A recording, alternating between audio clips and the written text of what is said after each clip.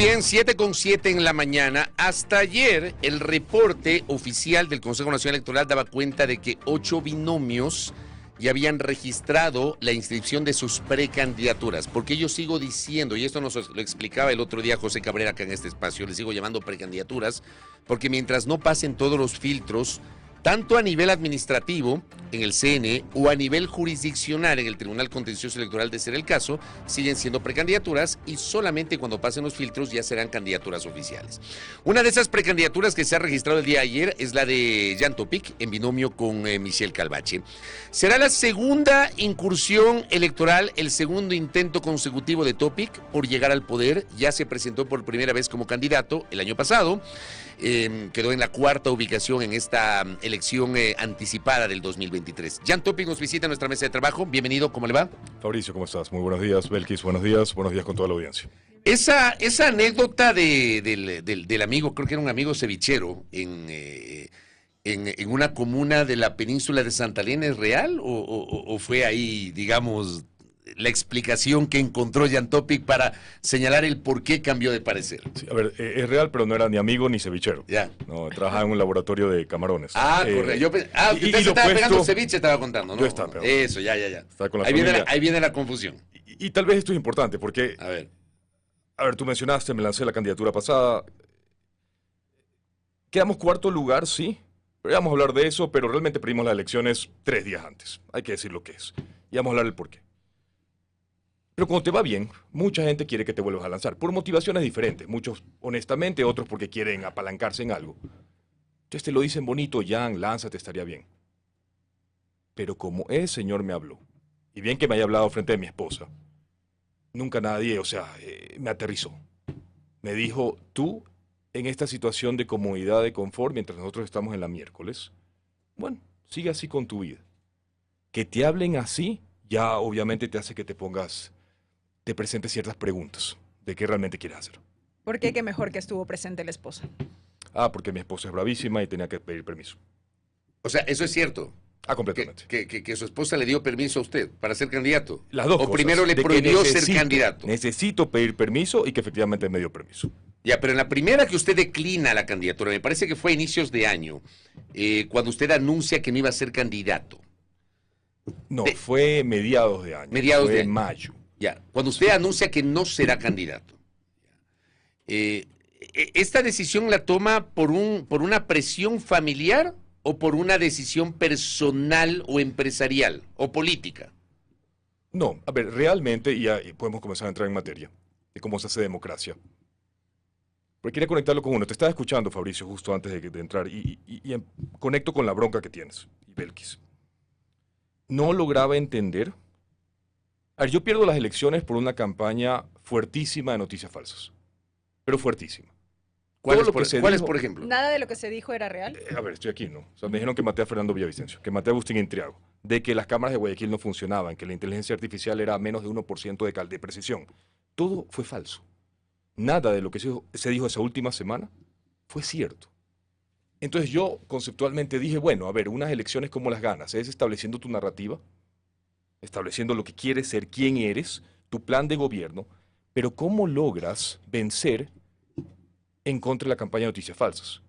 Sobre todo cuando tienes un candidato a gobierno que busca desviar la atención de lo importante, por ejemplo, los apagones, lo que nos cuesta eso, y busca estas, artimañas, estos artificios de tratar de desviar la atención. Pero el año pasado el actual gobierno no era gobierno y el candidato a gobierno no era candidato a gobierno. Sí, pero el concepto se mantiene. A ver, la campaña pasada... ¿Quién hizo la campaña sucia el año pasado? Todos. Absolutamente todos. O sea, eran todos contra Topic. Todos. Es más, lo puedes ver en el debate. En su momento, en el debate de primera vuelta, se entendía que era todos contra Sonnenholzner. Falso. Era todos contra Topic. Y esto es evidenciable. A mí me gusta hablar fácticamente. A ver. Todos los candidatos, todos menos uno, mintieron sobre mí en ese debate. Sonnenholzer con el tema de los radares, podemos hablar de los radares. Ya le voy a preguntar. Herbas con el tema de Odebrecht. Todos. Una candidata con el tema que yo no pagaba impuestos, que era falso, y tenías un candidato ahí que sí no pagaba impuestos, y nadie dijo nada. Entonces tienes toda esta campaña mediática de noticias falsas, noticias falsas. Es más, cuando nos conocimos, Fabricio, me acuerdo, hablábamos de esto, que tú me criticaste que yo ponía en lo que decían ciertos periodistas falso. Decía, bueno, pero eso es fácticamente falso, tienes que defenderte. Entonces, la razón por la cual declino es, no tenía una estrategia clara, no conceptualmente no entendía, no sabía cómo poder lidiar contra un gobierno que se empecina en lanzar noticias falsas para desviar la atención de lo que es realmente importante. En este caso, ahorita vemos lo de Palencia, la inseguridad. Yo vengo de Guayaquil, no sé si vieron todo lo que pasó la semana pasada, la balacera con rifles de asalto en la Vía Daule, los apagones. ¿Saben cuánto nos cuestan los apagones? Una hora de apagones. Sí, dicen ¿Una hora cuánto? 11 millones de dólares. Nos cuesta 1.000 empleos. El comité empresarial hablaba de que 8 horas de apagones cuestan 96 millones de dólares. Lo multiplicas por 11, 12. Pero más allá de eso, nos cuesta 1.000 empleos. Cada hora. Cada hora que perdemos, que no tenemos luz como país, 1.000 familias se quedan sin empleo. ¿Cómo se llega a ese número? Dos formas rápidas. Tú puedes coger, la forma aritmética es regla de 3, coges el PIB, la pérdida de PIB y la población económicamente activa y sacas la regla. O puedes ver abril. De marzo a mayo perdimos 87.000 empleos, más o menos con 82 horas de apagones a nivel nacional. Entonces la regla es casi 1 a 1. Por cada hora de apagón, 1.000 familias pierden su sustento, sus ingresos. Cada 3 segundos, Fabricio, Belkis, se pierde un empleo en esta economía. Cada 3 segundos de apagón, una familia pierde un empleo.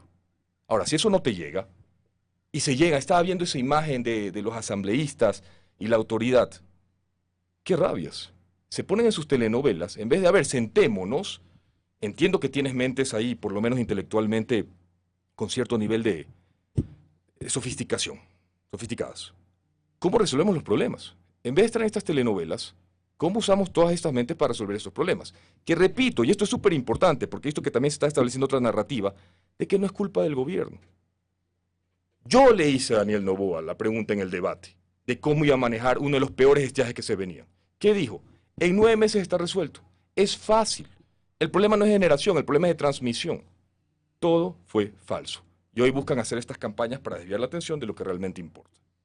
Jan, usted ha referido una de las razones por las cuales perdió en el proceso pasado y esta campaña que dice se montó en su contra con noticias falsas. Lo que ahora se dice respecto de que es dueño de empresas relacionadas con tener contratos con el Estado, esta relación con los contratos de los radares y que parte de sus empresas pertenecen al consorcio de tránsito de Manta, ¿también es una campaña montada con noticias falsas? A ver, primero contexto. No es el primer intento, ¿no? El primer intento creo que nace, claro, post-enero, yo le ofrezco la ayuda a Dani, al presidente. A ver, incompetencia absoluta en el manejo de seguridad. Todos vimos lo que pasó en enero. Y comienzan a mentir diciendo de que yo no había servido en Fuerzas Armadas, de que no tenía experiencia bélica. Primer intento. Después vinieron y decir que yo metí armas en las cárceles.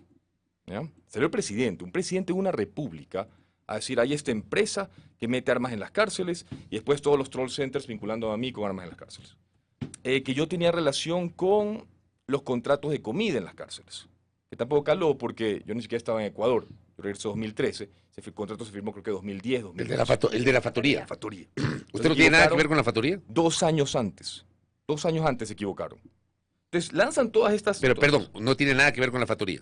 Yo no cocino, yo meto guardias. Yo me dedico a poner guardias.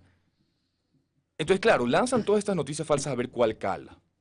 Y repito, es un tema de desviar la atención de lo que realmente debería importarnos. Y ahora sacan ese tema de radares. Fabricio. Sí, porque Belkis sí. No quiero atacar a Belkis, me cae súper bien. Fabricio, tú eres dueño de los radares del país. Ya, yo quiero decir que Fabricio Vela es el dueño de los radares del país. ¿Qué tipo de evidencia ustedes creen que yo necesitaría para soportar un argumento así? Un contrato. Un contrato, una tabla de accionistas, una contratación. ¿Usted no tiene nada que ver con los radares? Absolutamente nada. ¿Ni con los de Manta? Yo dije el debate porque un candidato me hizo la pregunta. Yo fui accionista minoritario en un municipio y me salí. Me salí rápidamente. ¿En el municipio de Manta? Rápidamente. ¿Por qué? Y esto viene el plan de gobierno, que hecho sea de paso, no es de ahora, es el mismo de la vez pasada. Yo no creo que las empresas privadas deben estar en concesiones de tema de multas, en lo absoluto. Entonces, nuestro plan de gobierno es que las empresas privadas no entren en concesiones de radares, ¿ya? Que si los municipios quieren o digamos el gobierno quiere implementarlo, que no olvidemos, las muertes en las vías es la 4ª causa de muertes en el Ecuador. Si quieren implementarlo, este es nuestro plan de gobierno, que las 3 primeras infracciones no vayan con multas, solo se notifica, y la cuarta la puedas canjear con servicio comunitario. Ese fue nuestro plan de gobierno la vez pasada y este.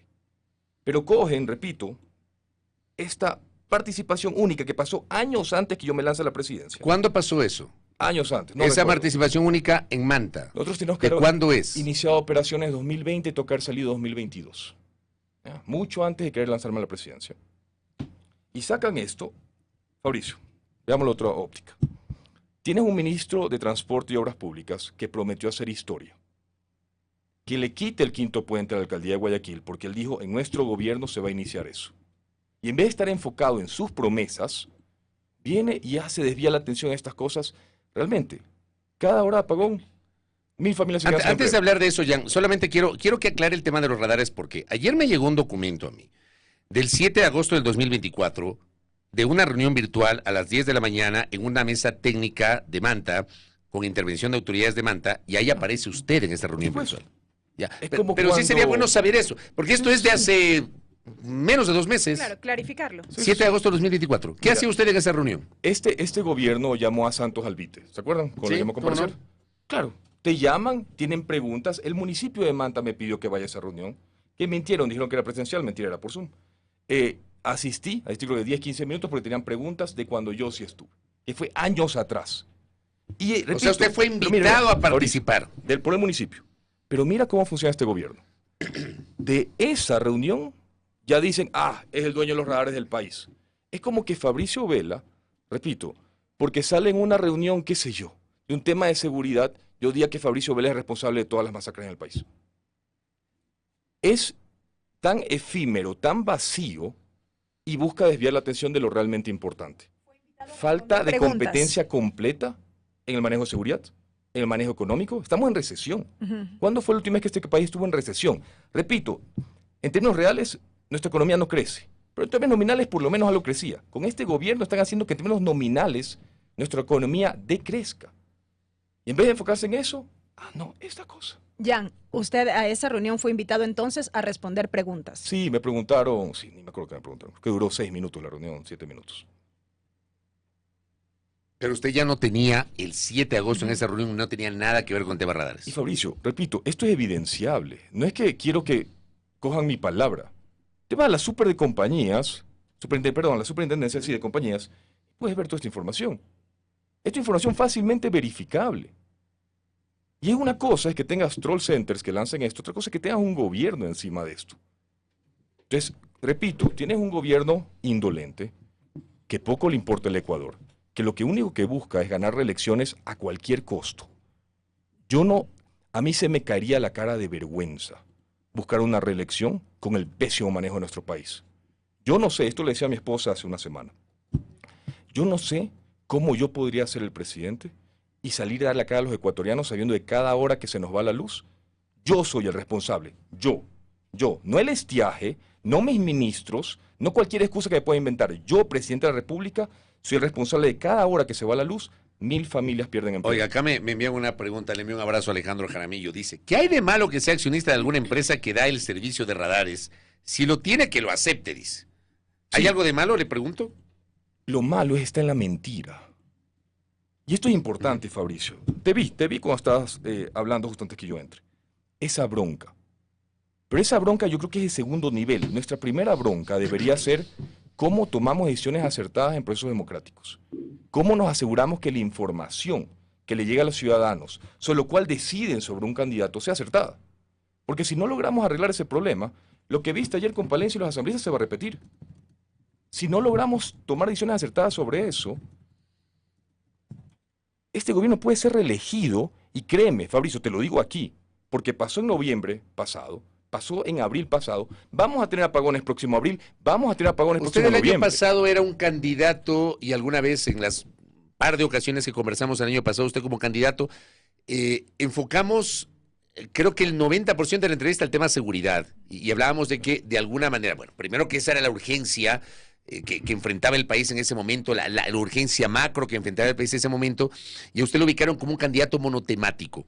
Ya no es un candidato monotemático, o sea, en su agenda, aparte del tema seguridad, que usted lo conoce, también incluye el tema energético. A ver, no ¿Usted hay un tiene tema- soluciones concretas y reales a la crisis energética, Jan Topic? Para ir en orden, primero, no es el candidato monotemático, que bueno, por ser Guayaquil me decían que era mono, es espacio temático, ¿no? Es cuestión de tener enfoque. Si quieres ser realmente honesto, en un periodo de 10, 11 meses, si tu urgencia es la seguridad, tienes que enfocarte en lo que mayor valor le genera a los ecuatorianos. ¿Ya? Tema 1. Tema económico, no soy malo, dicho por la ministra de Trabajo de este gobierno, soy uno de los que más empleos ha generado este año. Pero mi punto ahí de fondo es, tienes que tener enfoque. ¿Qué ha logrado este gobierno?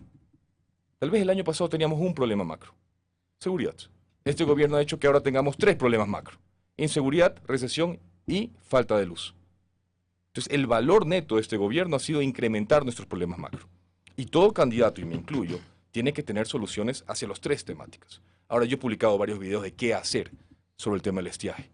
Por eso, y lo digo con toda sinceridad y empato con tu bronca, me molesta cuando vienen y dicen que no es culpa del gobierno. No, sí es culpa del gobierno. ¿Cómo recién están contratando barcazas hoy? Esta es la 3ª vez que se le va la luz al presidente. Se le fue en noviembre. Eso sí no es culpa de él, lo acepto. Pero lo viviste. Planifica. Sabíamos que se iba a abrir la luz de nuevo en abril. ¿Qué hiciste? Nada. Vuelve a pasar en abril. ¿Qué hicieron? Para prepararse para septiembre, octubre. Nada. ¿Y qué hay que hacer? A ver, el tema de barcazas no está mal. Sí está mal que se firmen contratos. Se lanzó un proceso un sábado y hay que presentar ofertas el lunes. Entonces, sí está mal que no haya previsión. Sí está mal que hayan procesos opacos, que la barcaza salga y esté en tránsito sin contrato firmado. Entonces, tenías que haber previsión. Desde noviembre, si vas a hacer barcazas, tienes que lanzar los procesos entonces. ¿Ya? Poder conectar íntegramente los generadores grandes del sector privado, eso ayuda. Están comenzando a hacer algo ahora, Fabricio. Ahora. ¿Qué pasó con la ley 0 apagones, no más apagones de enero? Absolutamente nada, por la falta de previsión, por la falta de responsabilidad. ¿Sabes cuánto nos cuesta? Y ojo, y esto también es sumamente importante, porque no es solo apagar incendios.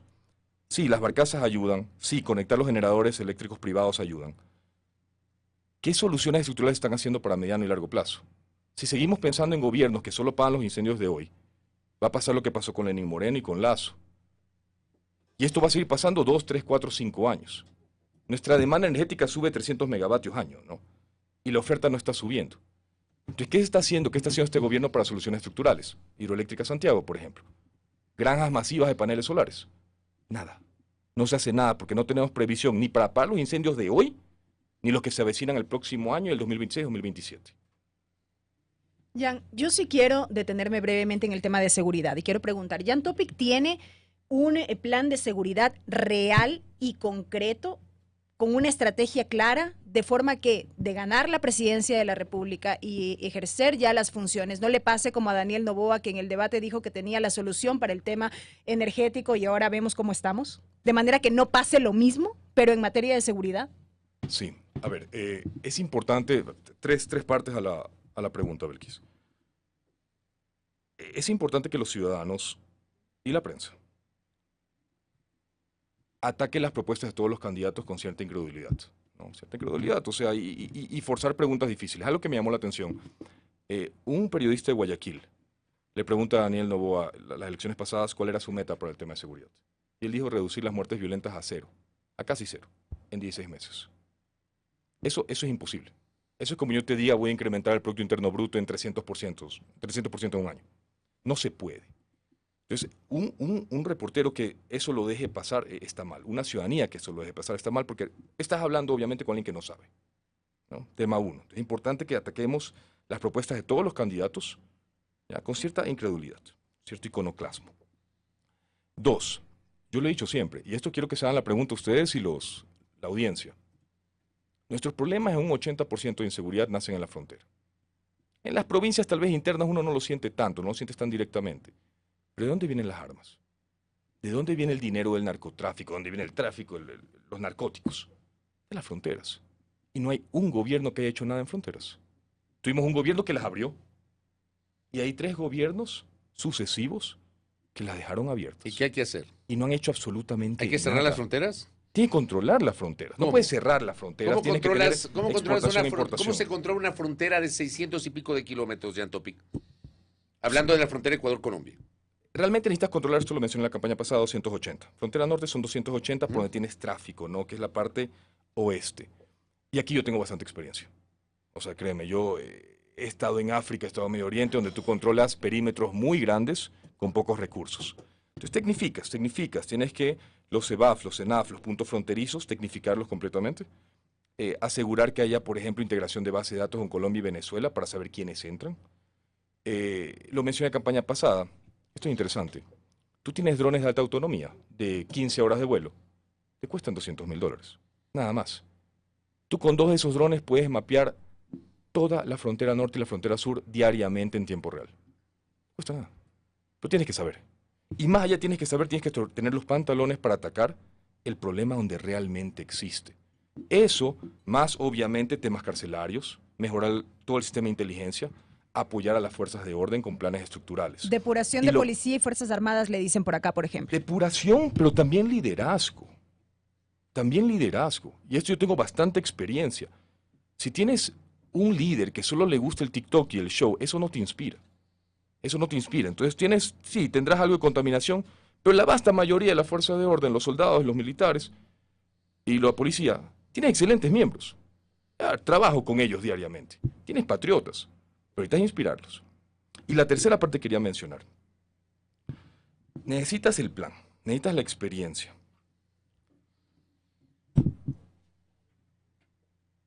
Sobre todo, creo yo, y eso es algo que no tiene este gobierno, necesitas que tener los pantalones para atacar realmente,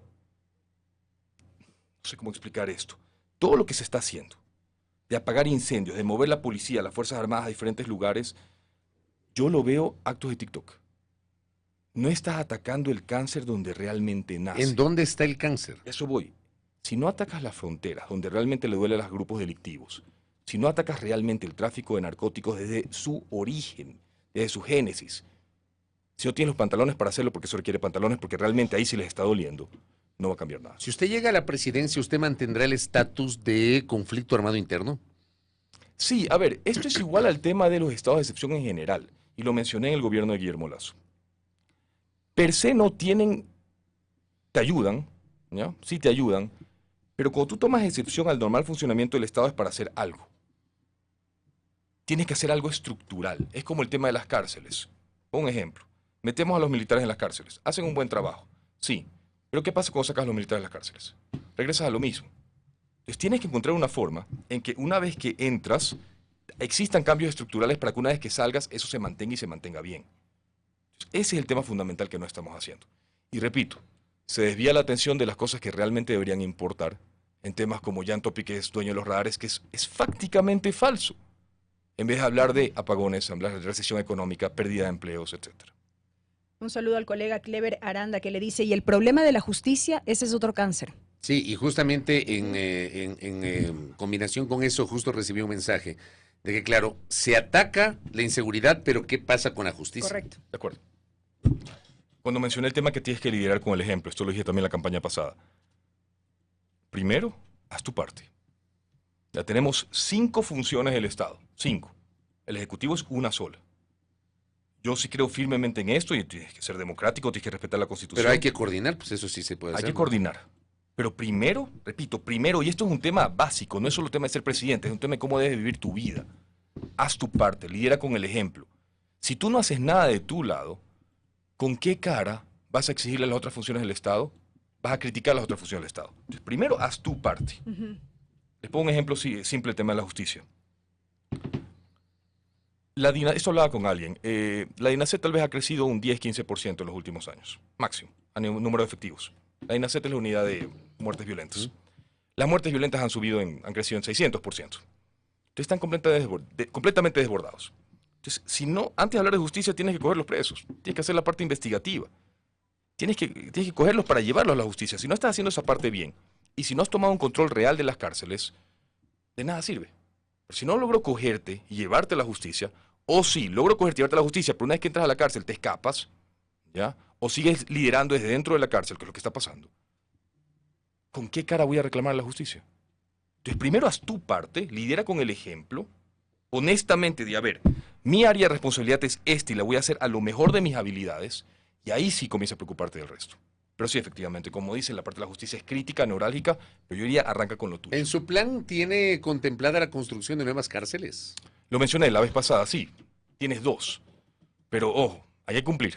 Y eso es un tema que de este gobierno no aterrizamos. El presidente Novoa había anunciado una cárcel en Santa Elena, otra cárcel en Napo. Después, Perdón, en Pastaza. sí, después que va una sola. Después que va a poner la primera piedra. Y pasan los meses, estamos octubre, nada. ¿Hay que tener nuevas cárceles? Nada, tiene que tener 2. Pero y también, esto es, no sé, me apasiona, porque es la claridad de conceptos. ¿Con qué cara puede venir un presidente que no ha arreglado las cárceles existentes a decir que va a construir una nueva cárcel? Primero arregla las existentes, pruébate a ti mismo y a tu país que sabes cómo hacerlo y que lo puedes hacer. Y una vez que tienes esa prueba de concepto, anda y construye 2 nuevas. ¿A usted qué le parece la intención del presidente Noboa de impulsar una reforma parcial a la Constitución para modificar el artículo 5 y permitir la instalación de bases militares extranjeras en territorio ecuatoriano? Completamente desvía la atención. ¿Por qué? De lo importante. Porque es vacío. Es vacío. ¿Por qué es vacío? Viene, lo dice, y Estados Unidos tiene que venir y decir, hey, con nosotros no ha hablado, ¿ah? Y nosotros no queremos. ¿Con quién habló entonces? Y esto es el arte de este gobierno, ¿ah? Y quiero ser enfático, ese es el arte de este gobierno. Lanzar estos fuegos artificiales para desviar la atención de lo realmente importante. Pero más ¿Cuánto allá- tiempo, por ejemplo, cuando pasó lo de Olón? Duró una semana y después todo el pueblo ecuatoriano se olvidó. No sé si logro internalizarlo. Cada hora que se nos va la luz, 1000 ecuatorianos pierden sus ingresos. No, para muchos de nosotros se nos va la luz y la incomodidad, no sé, no tienes el celular, no tienes internet, no tienes computadora, no tienes televisión, no tienes aire acondicionado para los de la costa. Para esas 1000 familias, te fregaste por lo menos los próximos 8 meses. Eso es lo importante. Y te sacan temas que van a poner bases extranjeras cuando ni siquiera han hablado con esos países extranjeros. Pero más allá de este Eso es tema vacío. puntual, de esta reforma puntual, quizá otras reformas a la Constitución, quizá una constituyente como plantean otros candidatos. A ver, pero estructuralmente, para responder la pregunta directamente, yo sí estoy de acuerdo en poder trabajar con ejércitos de otros países. Por ejemplo, yo hice el ejército... ¿Está de acuerdo con la coordinación con otros Por países, supuesto, con recibir eso- ayuda de otros países? Eso lo hablaba con un amigo ayer. Yo estuve en el ejército, la Legión Extranjera, entonces hicimos misiones Medio Oriente y África. Cada vez que fui a un diferente país, nosotros dábamos cursos al ejército de ese país. Siempre. Eso sí se puede hacer. Se puede hacer y agregas valor. Agregas valor porque las fuerzas ecuatorianas van a aprender de las fuerzas extranjeras, las fuerzas extranjeras van a aprender de las fuerzas ¿Pero ecuatorianas. usted no cree no cree en el establecimiento de una base extranjera en territorio ecuatoriano? No, yo creo que deberíamos tener bases ecuatorianas donde podamos darle la bienvenida a elementos de afuera y tener operaciones coordinadas con ellos y entrenamiento coordinado Y algo con ellos. parecido al FOL que hubo en Manta durante 10 años, que le dicen la base de Manta. A ver, la base era ecuatoriana con Eso. presencia de los Estados Unidos. Eso, ¿Eso? eso. Eso Pero sí. no exclusivamente con Estados Unidos. Ya, puedes traer ejército francés, puedes traer Ujú. ejército inglés, puedes traer... Sí. Eso agrega valor a nuestras Fuerzas Armadas y nosotros vamos a agregarle valor a ellos. La cantidad de aprendizaje es monstruosa lo que puedes hacer. Tú sabes, como anécdota, la Legión Extranjera Francesa tiene operaciones en la Guyana Francesa. Hace los cursos de comando de selva. Hasta el gobierno de Rafael Correa, los miembros de la Legión que iban a la Guyana Francesa podían venir a Ecuador a hacer el curso Tigre. ¿Cómo los legionarios aprendían de las Fuerzas Armadas ecuatorianas? Era monstruoso. Y también ellos enseñaban a las Fuerzas Armadas ecuatorianas. Era un ganar-ganar. Se terminó. ¿Terminó por qué? No pierdes valor. La cantidad de conocimiento que podemos adquirir y que podemos impartir es bestial. Ya en lo último de mi parte, brevemente, hemos hablado de crisis energética, seguridad, justicia. ¿Qué pasa con la economía? Por acá, por ejemplo, tengo comentarios en donde le dicen, ¿con qué dinero hará tanto como promete? ¿Qué pasa con los recursos? A ver, primero tienes 2 partes. Una es, y esto me molestó, pero son 2 temas separados, pero voy a atacar los 2. Una cosa es el tema de déficit presupuestario del gobierno, la parte fiscal, y otra la parte es cómo promueves empleo. Y aquí, digamos, puedo hablar con cierta propiedad porque hemos contratado bastantes personas este año. Somos uno de los empresarios que más hemos contratado este año. Cuando suben los impuestos, ¿ya? Y repito, se desvía la atención de eso, fue promesa de campaña no subir impuestos. Los ecuatorianos eligieron un gobierno en base a no nos van a subir impuestos. Y una de las primeras cosas que hacen es incumplir esa promesa. Cuando te suben los impuestos, para que tú, el trabajador, el que tiene su tienda, el que tiene su vulcanizadora, el empresario pequeño, el empresario grande, sean quienes financien el gobierno, y el gobierno no mueva una iota en reducir el gasto del Estado, en bronca. En bronca, porque ¿por qué nosotros tenemos los que sí pagamos impuestos? Porque, repito, tenemos autoridades ahorita de este gobierno que no pagan impuestos. Los que sí pagamos impuestos, ¿por qué tenemos que seguir financiando esta burocracia que cada vez crece más? Yo hubiera entendido, y esto hubiera sido un mundo ideal, yo, presidente de la República, que le debo $100 millones a los ecuatorianos. Señores, tenemos un déficit de tanto, yo les prometí que no les iba a subir impuestos, pero lastimosamente la situación fiscal está fuera de nuestras manos. Yo voy a dar el primer paso y mañana tengo este plan de pagos para pagar los $100 millones que le debo a los ecuatorianos. Este va a ser mi plan de pagos como persona natural. Yo, como presidente, este va a ser mi plan para progresivamente reducir el gasto fiscal, pero señores, no es suficiente. Todos tenemos que arrimar el hombro, así que toque subir un poco los impuestos. Eso lo hubiera entendido. Porque veo que el presidente, como persona natural y como presidente de la República, está ahí peleando por nosotros. ¿Usted no tiene en su cabeza subir impuestos? No está en su plan. Hay que bajar los impuestos. ¿El IVA hay que bajar a cuánto? A 12. 12 o sea, que vuelva a 12. Número. Exactamente. Lo dije antes. Tú no creces una economía, y aquí viene la parte de economista, tú no creces una economía asfixiando a quien genera valor. Porque ¿qué va a pasar? El dueño de la vulcanizadora, ¿qué va a pasar? Y es lo que pasó. Me subes el IVA a 15, 16, 20%. ¿Qué voy a hacer? Voy a dejar de facturar. Voy a dejar de facturar. Y ya no es que perdiste 12% de esa factura. Bajaste a cero. Porque esa factura dejó de existir. Entonces tú no creces una economía asfixiando a quien genera valor. Tú creces apoyando a quien genera valor. Jan, en honor al tiempo, en cortitas las preguntas. Tengo 3 al hilo, pero bien cortitas, no quiero dejar de preguntarle. ¿Tiene alguna idea sobre qué hacer con el Consejo de Participación Ciudadana y Control Social? Sobre todo que mi vice fue la vice.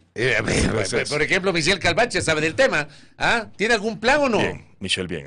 ¿Ah? Bien, Michelle. O sea, bien. Puedo decir, la conozco ya un par de meses, una mente sumamente clara. ¿Y qué hacer con Bien. el Consejo de Participación Pero Ciudadana? solo para hacer la idea, y ya regreso a esto, y sé que estamos fuera de tiempo.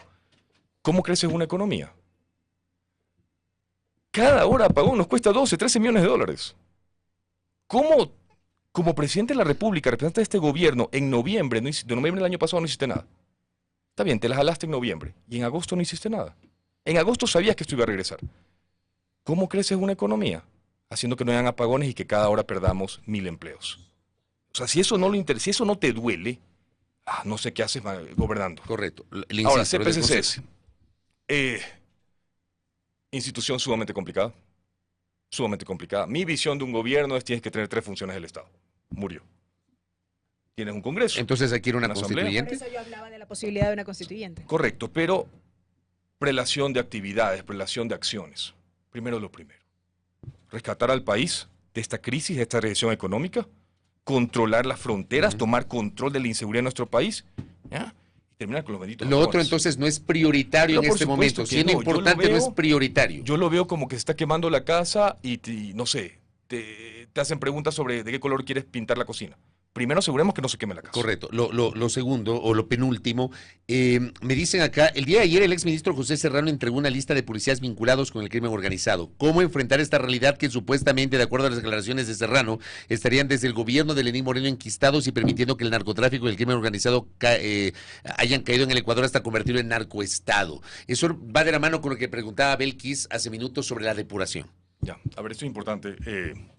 ¿A qué hora me votan de aquí? Tengo Que yo me paso minuto con y medio. estas cosas. Minuto A ver. y medio.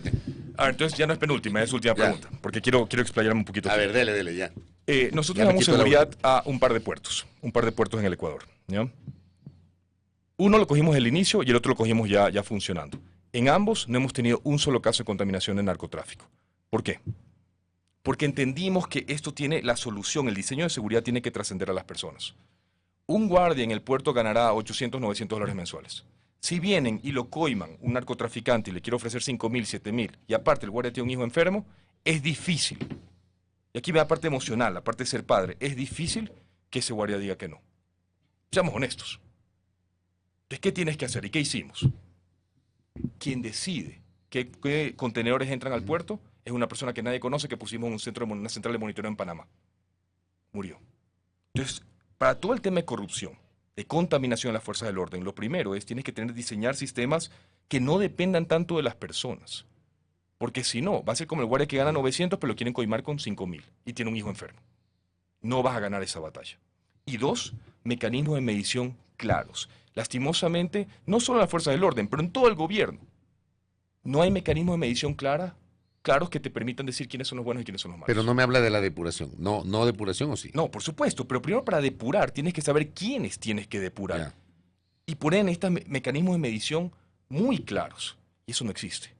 Por eso tenemos, repito, asambleístas y autoridades que se dedican a estar peleando en telenovelas en vez de ser medidos de cómo resuelven los problemas del país. Entre ellos, que cada hora perdamos 1.000 empleos en nuestra economía. En 30 segundos, ¿por qué Consuma y ya no con el PSC?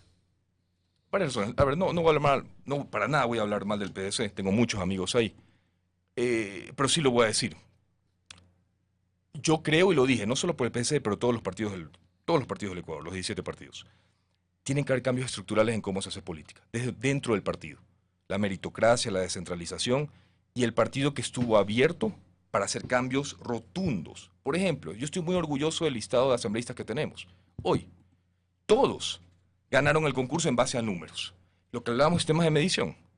Todos los asambleístas se ganaron su puesto sabiendo cómo eran medidos.